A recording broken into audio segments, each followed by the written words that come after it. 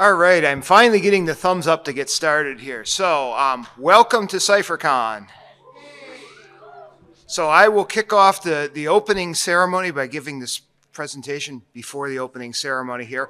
My name is Dr. Walt Schilling. I teach over down the road at Milwaukee School of Engineering.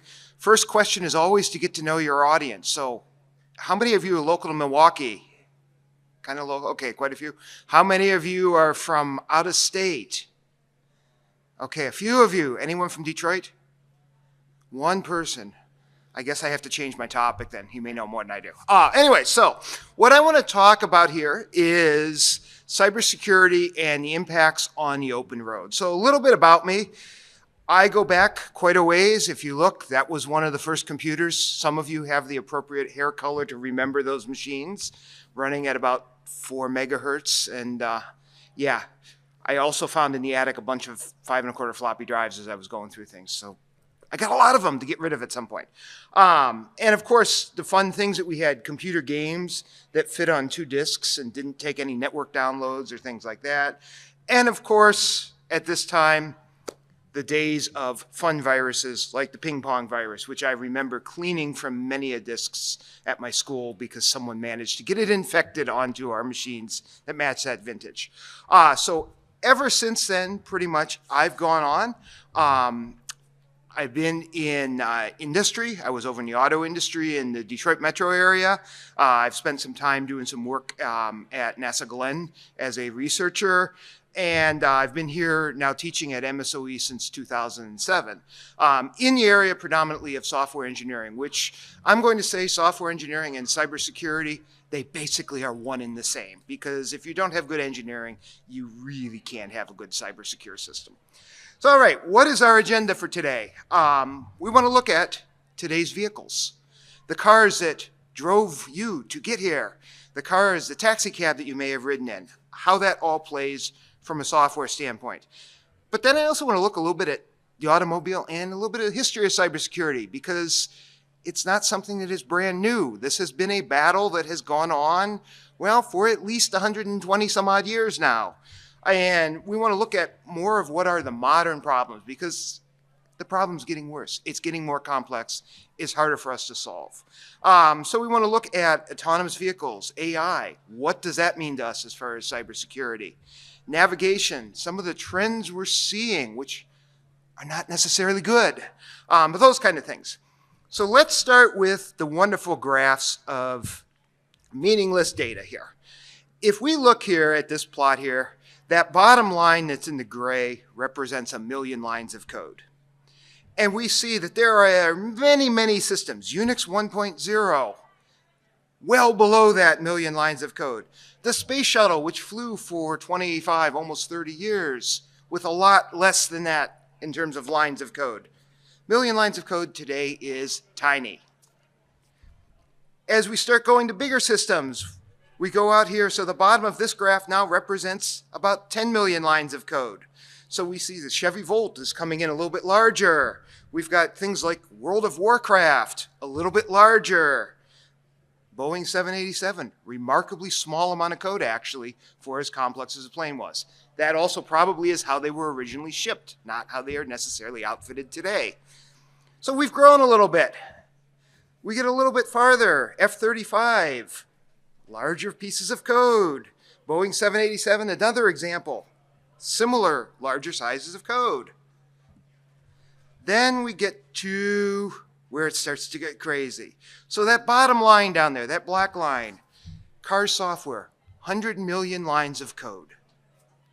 That's not where we're at today either. This is from about 5, 6, 7 years ago that we were at that range. The growth is just tremendous. We have more code in your car today than Windows Vista had. More code than Mac OS Tiger, more code in just about anything we use as far as complexity-wise.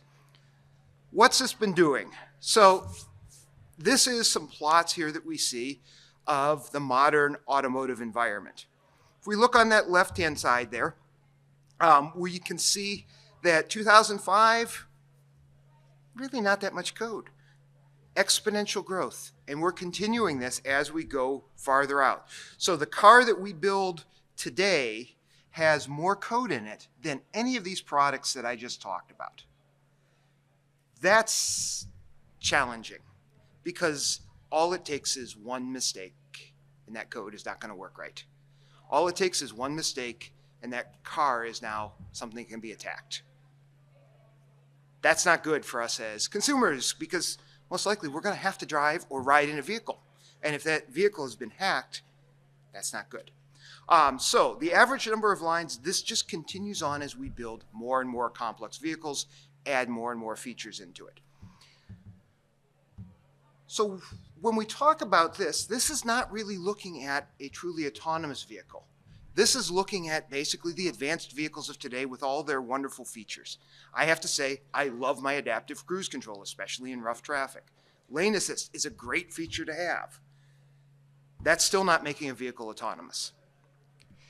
If we get to what we call a level 5 fully autonomous vehicle, the estimates now we're looking at potentially close to 1 billion lines of code. So our level 3 cars that we're at today, which have some of these features, tend to be around 300 million lines of code, maybe slightly more, slightly less. Again, depending upon the vehicle, we're going to have at least 3 times that much to have a fully autonomous vehicle. All it takes, again, is one bug in that code and something goes wrong.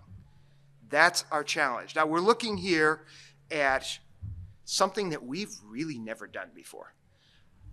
I'm going to make a statement here and say that an autonomous vehicle is tremendously harder to build than an airplane that has autopilot on it. The reason being, you don't really, on an airplane that's flying on autopilot, worry about a bird that flies in front of you. You run into it. There's not anything you're going to do with it. Hopefully you don't have enough birds hitting the engines. That's a risk we have when flying. With a car, the car is going to try and avoid a deer if it pops out in front of it. You don't have a deer falling out of the sky if you're on an airplane.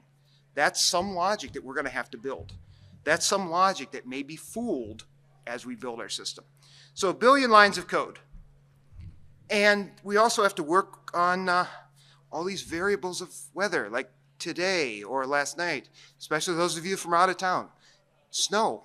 It may be something that you have to deal with as you build your car. So this is one of the challenges we have. Now I said I've kind of been talking about complexity and the problem that we have. I also said this is going to be about cybersecurity. Cybersecurity is not something that's new with cars. Security is not something that's new with cars. So what I wanted to do was to try and find out from the expert when the first car was stolen. And of course the video is, or the audio on the video is not working right.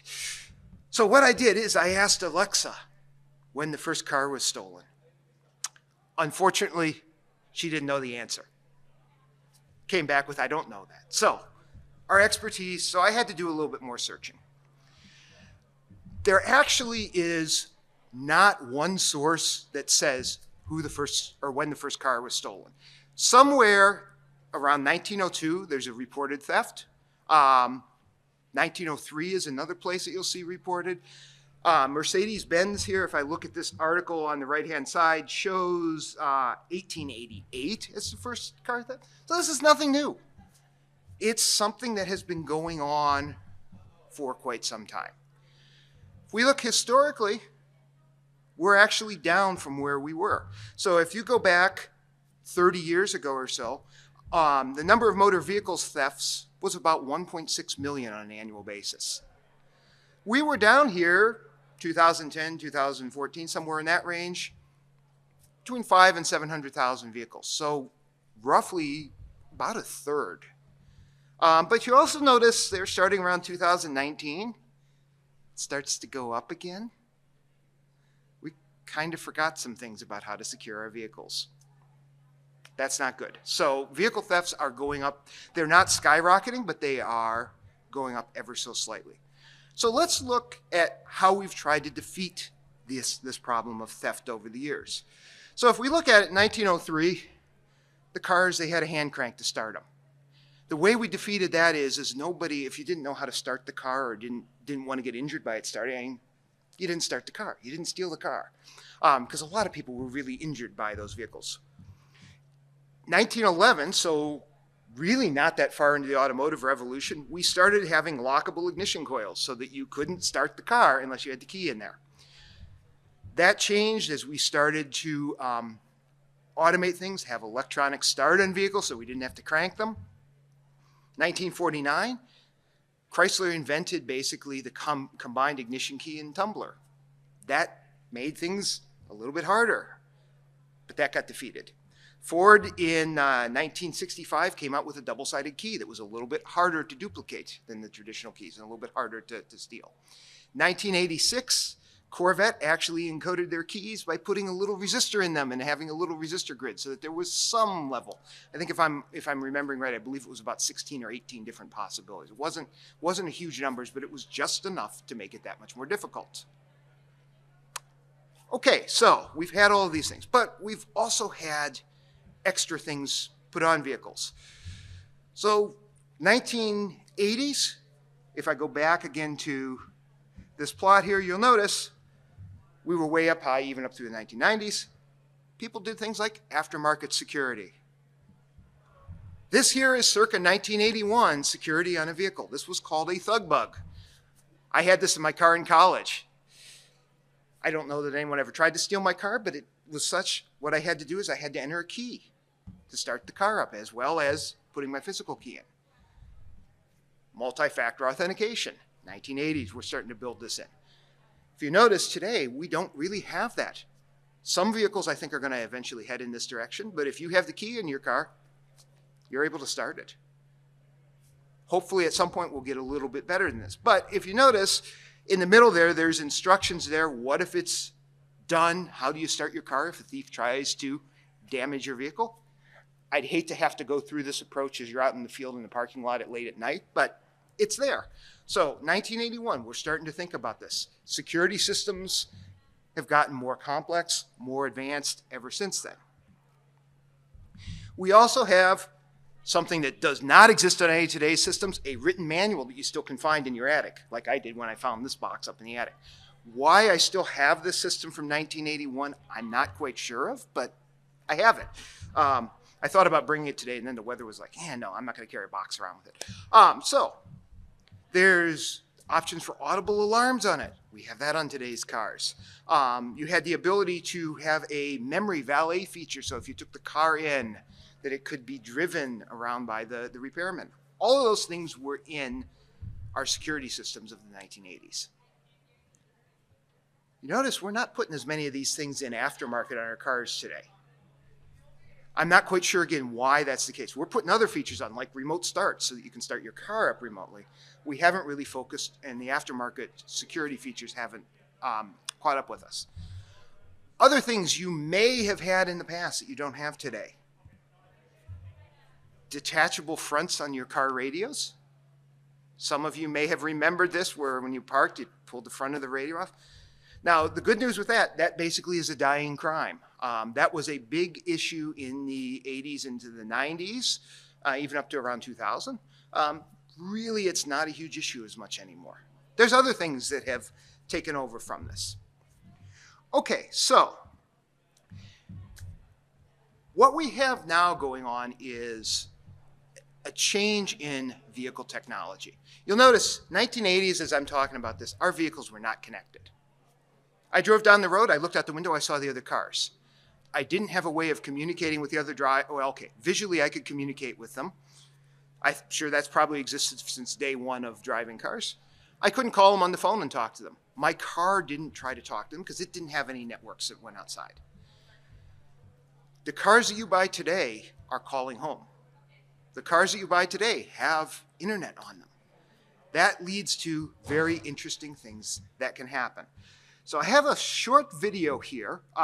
This is from 2015. Some of you may have seen this. This is a takeover of a Jeep vehicle. And I'm going to try to narrate this since there is no audio on this. Basically what is going on here is there are some hackers that have just taken over this vehicle. This has happened out in St. Louis. They were able to essentially remote into this vehicle and, in this case, control what was going on. So as they started here, you see the vehicle driving. This is one of the persons from Wired magazine that was going to be the crash dummy, so to speak, on this. And what they did is they were able to control steering remotely. They were able to take, and so what he was doing is he was driving on the freeway. This is in St. Louis, so if you've been familiar with St. Louis, you may recognize some of the scenes of this. Here they are remote. I'm not sure where they were hacking into his vehicle, but they were able to connect into this vehicle remotely. They're talking on the cell phone, so he has some idea of what is going on. They previously were able to sit in the back seat and do some of these same things with the vehicle. So this is some video of them hacking and controlling steering, controlling different things, just sitting in the back seat. That's something that's been doable for quite some time. But in this particular scene here, what we're going to see is they're going to start doing things. So what they just did there is they turned the air conditioner on him. They adjusted the fan. So now the air is blowing. He didn't do this as a driver. It just happened. Later on here, as they get a little bit farther, they post their pictures onto his radio head unit remotely.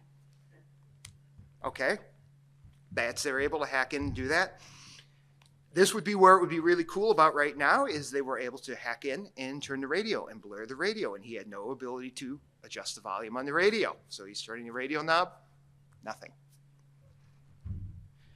And then we get to a point here, he remotely turned the windshield wipers on for him. Again, all this is happening completely remotely hacked into. And then at the very end of this video here, they're going to get to a point here where they basically shut the engine down. All of this done remotely. They're not in the car, they're doing this across the internet through this Jeep vehicle. That's scary when you get to it. Now, my understanding is this particular vehicle has some patches that were applied to it, software patches. From the engineering standpoint, my question that I have to ask is why, from a cybersecurity standpoint, did this vehicle ever end up on the road with these types of vulnerabilities in it? And I think that's just a case of, at the time, we didn't know any better. So this is a wonderful video. I would encourage you, if you're interested, to watch the whole video. You can find it online pretty easily. So the question is, well, why, oops, now it's starting again. Why is this so easy to do? So what we're looking at here is what we call the CAN bus, Controller Area Network. It's an electrical bus that's in pretty much every one of your vehicles. And basically was invented, the technology came out in 1986. So we're, again, looking at technology that is 30 to almost 40 years old. And it was published as a standard. Basically, all of the car makers are using it. It's had some adjustments to it, but the adjustments have mainly been about increasing speed because we need more throughput on our networks. So what it's designed to do is to allow all these different devices to connect. So you have the ECU, climate control, ABS systems, your cluster, which is all your displays, airbags talking on this, heating and ventilation, body control modules, all these things talking. When this was localized to the vehicle, this was great. As long as it's local to the vehicle and it's not accessible outside, this works fine. Same thing with internet access. If you are in your own house and you have no external outside, you don't need to worry about security. But as soon as you have that outside pipe, now you got problems. So this is where it got started. Now, in the particular case that they plugged into basically what we call the ODB2 connector, which is the onboard diagnostics. All of your cars by federal law have to have that. That's what's used for emissions testing. They were able to plug into that, and of course, you can basically access almost anything on the network. That's by design. It's architected to do that for diagnostic purposes. You take that away, it's going to be really hard on your mechanic. The problem comes in now that we have increased the complexity of cars and that we have more of these things on board, there's more ways that they can be attacked. So let's look at a modern attack against a vehicle that seems kind of mundane. Something called CAN injection. This is a current mechanism that is being used to steal vehicles. The idea on it, some vehicles have a network node that is actually in the headlight area. And it has to do with adjusting dimming lights and various things like that. If you can break the headlight out on these vehicles, which you can see that green square over on the upper left-hand corner, if you can gain access to the network with the appropriate device, what you can do is you can send a message through that kind of purplish, pinkish colored gateway in the middle there and get down to the blue engine control down at the bottom. Or you can send a message to the blue door control in the middle. If you send those, now you can start the car. All you need to do on some of these vehicles is to basically break out either the tail light, the headlight, different flavors depending upon the vehicle. Because these systems are designed, they have to wake up when a CAN message comes in. They were not built with any security in them. So that is a modern approach using this same technique. Now, at least this one, someone's physically close to your car. That's at least, I mean, if your car is locked in your own garage and nobody has access into your garage, this is not going to happen. If you're parked out on a street or if you're parked at work, this can happen. If we look at the Jeep, well, what happened here is you have a CAN network up top, which is for all the engine control and various things like that. And you have in the middle there the radio. Now, the radio is kind of unique in that it needs to know a lot of different things. It needs to know whether it is nighttime or daytime. Some vehicles, what they do is they look at whether your headlights are turned on to detect this. Why does the radio need to know that? If you know about AM radio transmission, AM radio changes how it's transmitted at night, so you have to change sensitivities on radio stations to be able to do them. That's one case. The other case is your radio may have automatic volume control. You drive faster, it's more noisy, the radio gets louder. So those messages come into the radio, which if you look at the earlier vehicles, you were fine. There was no problems on it, again, unless you had physical access to it. But then what ended up happening was some mechanism, some remote mechanism to allow vehicle access across the internet without appropriately firewalling off those functionalities. So if you could remotely get in, because everybody wants to be able to call up and have their doors unlocked when they've lost their keys, or find their vehicle remotely by having it blink its lights across the internet, now we have a security vulnerability that's patched into the system. Designed in, and it's there. So Jeep 2014, 2015, this is when we really, as best as I can see, is the first cases where we know about these types of attacks occurring.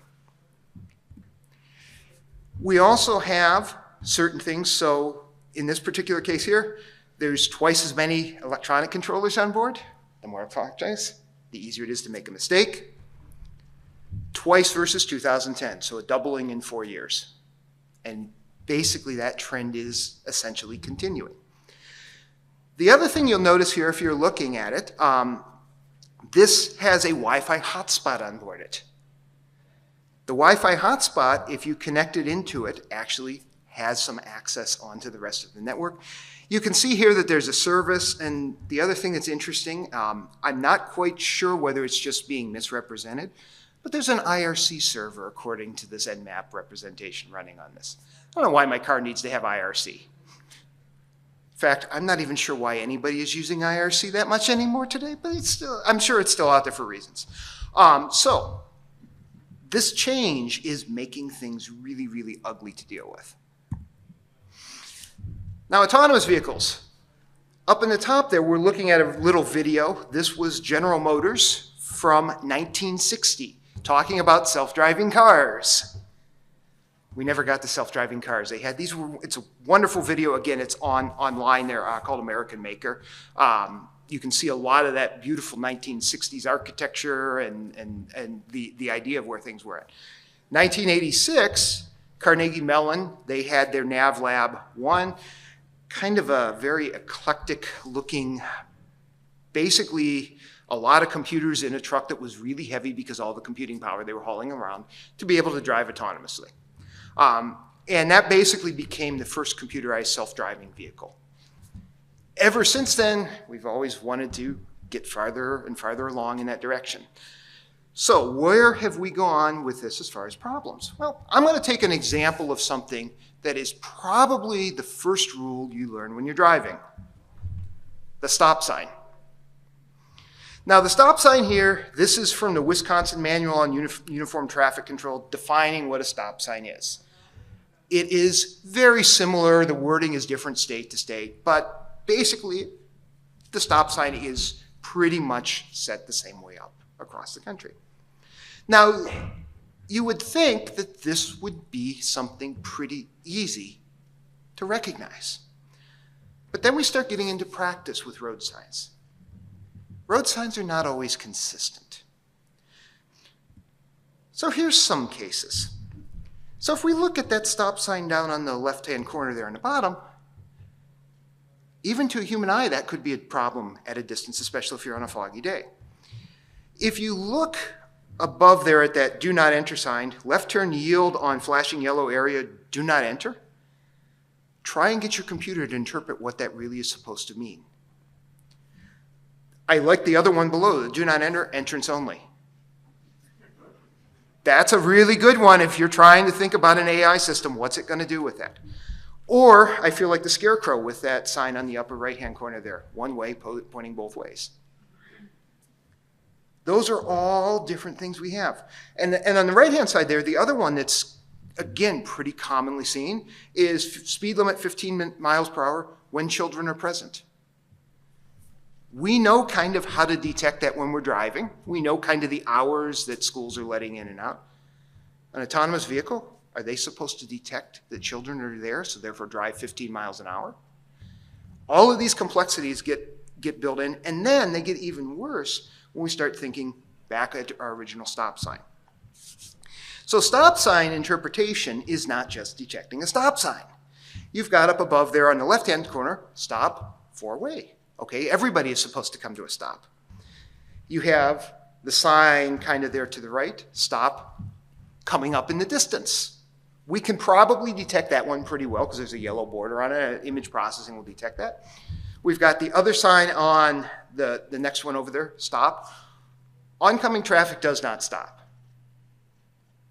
Okay, as long as we stop, we are fine by what that sign does. We don't need to worry about that. But then we get to the one on the right. Stop.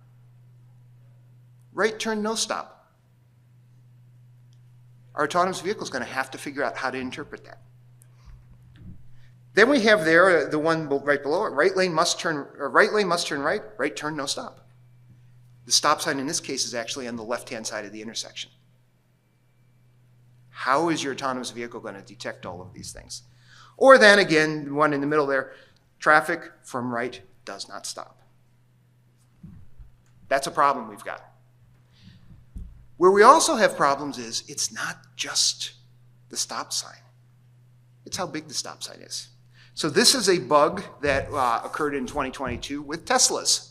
So what happened is Teslas, at this time, based upon how they were programmed, they were being impacted by the size of the stop sign. If a stop sign was larger, they stopped sooner. That's a problem as well because stop signs are not all, and there's been a movement towards larger stop signs, especially in high visibility areas. If you stop farther back from it, now you've got the chance of someone rear-ending you. That's a bigger issue. So basically 60% larger stop sign, which is that reference that I've got on the right-hand side there scale-wise, that makes the vehicle stop sooner. Now, I have not heard since then whether this is still an issue in Teslas. I would hope that this has been resolved. I'm not sure that I can guarantee this resolved because this is actually a complicated issue to start to solve. Then you get to all these other types of things. So you may have, in certain states, stop three-way is a legal stop sign. That, my understanding, would not be a legal stop sign in Wisconsin. Stop four-way, similar type of problem. Stop with the four-way below it would be okay in Wisconsin. Stop two-way, printed on it, not okay in Wisconsin, okay in some states. Stop within the little tiny stop, look before exiting below it. Stop, cross traffic doesn't stop. All these different things just to look at a stop sign. Then you have school buses. So if the stop sign is not deployed, you don't need to stop. But if it is on the side, now you've got to figure out whether you ought to 2-lane road, a 3-lane road, a 4-lane road, whether it's road divided. And oh, by the way, these rules are subtly different across each of the 50 states. And we're trying to build one vehicle that can do all of these things. So school buses pose challenges to reliably stopping. And then, of course, we have the most challenging of all. So this is a picture here, Hurricane Florence, this was several years ago. Reverse traffic on South Carolina highways. Very, very common for those of you that have been down south or live down south. If there's a hurricane coming, very, very common to do this. Make your vehicle want to drive the wrong way on a road, undoing everything that it's been trained to do in order to escape the hurricane. That's one of the challenges that we've got with a vehicle. So we have all of these types of things. And oh, by the way, anyone looking forward to Monday by any chance? This group might have some people.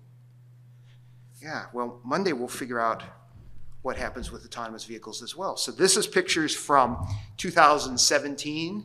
The eclipse here, traffic backups in Wyoming.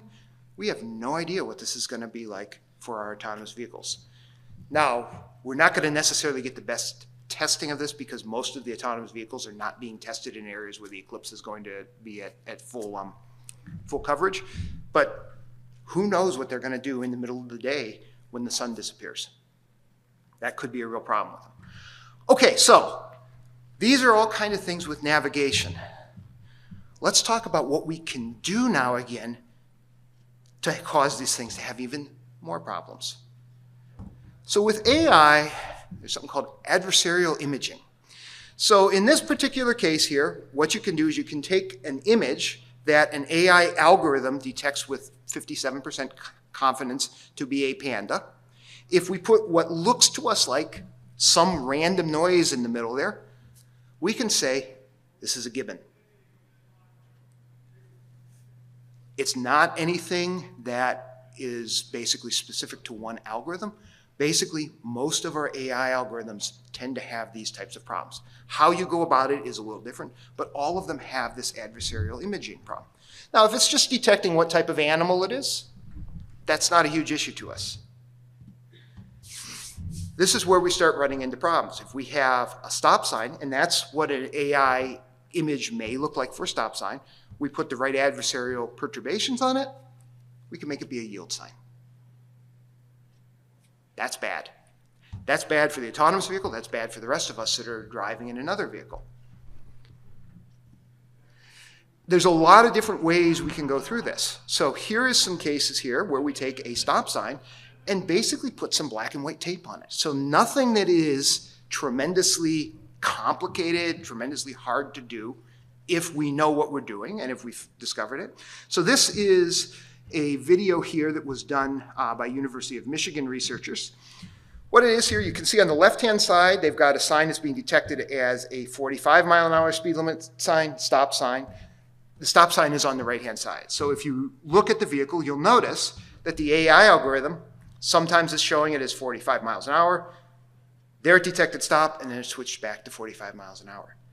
All it took was those little pieces of white and black tape on that stop sign. Strategically placed in the right places so that someone knows how to do it. But this is a problem that we've got. If you want to try and defend every single stop sign that is out on the road against this happening, you're going to be at it forever. So the research is showing problems with this.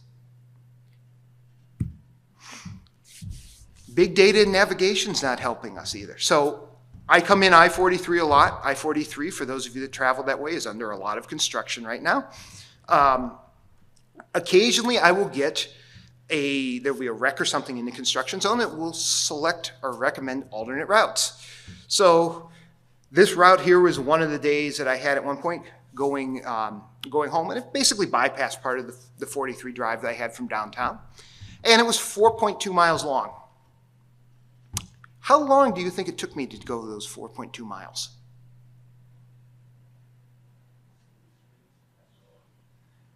Well, it was over an hour and a half that it took me to go 4.3 miles because basically every single nav unit was routing people that same way. They were all trying to use that, and there was actually construction on this route as well. That's a problem we've got. Now, if you think about it from the standpoint of maintenance of a moving traffic system, if we can have something like this happen, that's a security problem. That's a vulnerability problem if we have fire or EMS trying to get across it, where this type of congestion gets created by an AI system. That's a problem. We have a lot of other navigation issues. You'll see these occasionally. So one of the cases here, Google Maps detour strands more than 100 vehicles near Colorado Airport. This one, if I'm remembering right, what they did is they ended up driving down a dirt road and they got stuck in the mud. Another case there, a Google app caused gridlock in the downtown area. This is not tremendously hard to do. If we look in the left-hand side, this is a couple years ago, a Berlin artist. What he did is he had 99 phones that he towed behind him in a wagon. And that was enough to fool the Google Maps system into thinking there was a traffic jam there. It's scary trying to use technology to drive. It makes you want to go back to that Model T. So where are we headed with this? This is where things start to get scary. So in 2023, we've got basically a tremendous uptick in the number of cyber incidents against vehicles. This is not unexpected. This is not something that would be strange based upon what we're doing with vehicles. They're getting more complex, they're getting larger. 95% of them are remote attacks because all new vehicles are online. All new vehicles are basically online, very close to 24/7. 64 basically were black hat hackers. Lots of different things. Now, if you look at, it's kind of an eye chart there over on the right-hand side. Those are the number of incidents that have been recorded just in the past, basically a month. Varying in scale, and they're against different manufacturers, different vehicles, things like that. If we look at the number of vulnerabilities that are being found in our vehicle's code, so CVE is a vulnerability enumeration, basically detecting a unique number of things. 2019, 2020, very, very low numbers. We're at more than 10 times where we were just 5 years ago with the vulnerabilities being detected. That's not a good sign again for us going forward with vehicles. And we have a lot of the things attacking us that would not necessarily surprise us. So 2021, Log4j, I'm sure you've heard of that one. It hit some of the cars. Tesla, Apple, and other car companies had this, and it was included in, my understanding, some of the code that was actually out on vehicles. We have hard-coded credentials. This one is remarkably common that a hard-coded credential is present in some of these vehicles. Unencrypted credentials being shipped around on the vehicle. That's happening. Lots of issues, again, with CAN networking. That is one of the things that is growing pretty quickly. But at the same time that we have this, we've also got right to repair regulations and how that plays into this picture. So basically what's happening in the farm world is we've got OEM restrictions happening. People are installing pirated firmware. Pirated firmware, of course, has the potential of carrying something malicious along with it. And then we also have online discussing software bugs. How to swap code, how to do all these hacks on the farm vehicles, making them ripe for attack. And this is actually something that's going on now, trying to figure out how is this going to impact the automotive world? How is this going to impact the automotive world? Because if you think about it, your iPhone or your computer that you use, it's obsolete in about 5 years. Your car has to live for 10 or 20 years. Technology is moving so fast, we can't patch this stuff fast enough. So right to repair poses some interesting issues. Now you have people that may or may not have the qualifications, may or may not have the credentials, not trying to repair things. So how are we solving this? Well, finally in 2019, there started to be some action on this. So there are some changes going on within the National Highway Transportation Safety Act, looking for testing guidelines, trying to improve the quality of these things so that they are in better shape to begin with. We also have this ISO 21434. Basically, this is a standard for security in the vehicle all the way through. What's it looking at here? Well, it's looking at culture, talking about security as being a concern in the automotive manufacturing. Choosing the right language, and I'll talk about this here in a moment. Using language subsets, not coding everything in assembly, which there is still a lot of assembly language code floating around in the automotive world. Strong typing, which again is related to that. Defensive implementations, fuzzing the systems. Do some fuzz testing on it. So, okay, now we've got something that's a little bit more meaty. The other part of this that has just happened, and this again impacts the automotive world, is some of the things that have came out from the White House with changes to guidance trying to be on coding. So one of the things of improving our cyberspace, automotive, and across the board is to finally start working towards retiring some of these unsafe programming languages. That's not going to happen overnight. There are in some of these vehicles probably 20-year-old pieces of code that are still running. I guarantee there are 20-year pieces of code in some vehicles that are still running, maybe even older pieces of code. So that is where we have some changes happening, but it's going to be a long struggle. We've got a lot to worry about and a lot of things with cybersecurity because it's an industry that really has not really thought about it, but probably more so than avionics, more so than a lot of other fields, impacts us almost on an everyday basis. So, all right, I thank you for attending here. We're running just a little bit late to get to the main opening ceremonies, but I'll be happy to answer any questions or stick around if there are any. So, yeah. For the AI, the stop sign exploits, are they setting the plan? Hey, we want to change this to a 45-mile-per-hour sign, or are they just randomly adding content and saying, hey, look, the car misrepresented it as a cow crossing sign? So in this particular case, that was specifically set that they were trying to expose that as a vulnerability because this was a research project to see what was the case. They were explicitly looking to try and find could they get to different malicious interpretations.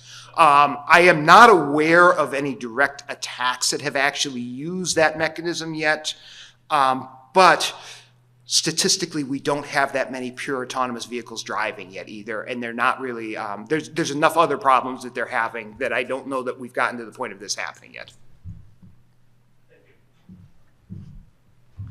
Yeah? How much would you say the threat levels were used if someone were to take out, let's say, the telemetry modem? So removing the telemetry that feeds up on the system for a security standpoint? Yeah, like just taking out the data.